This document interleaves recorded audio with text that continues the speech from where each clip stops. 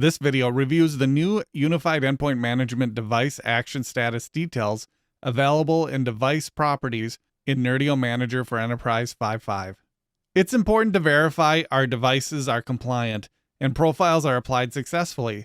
With Nerdio Manager for Enterprise 5.5, there's a new way to view the status of actions taken place on a device. We can view this information by going to Endpoints, All Devices, go to Details for the device, and from the Details page, go to Device Action Status. Here we can view the actions, status, and date the actions took place for the device. That is how to view the device action status in Nerdio Manager for Enterprise 5.5.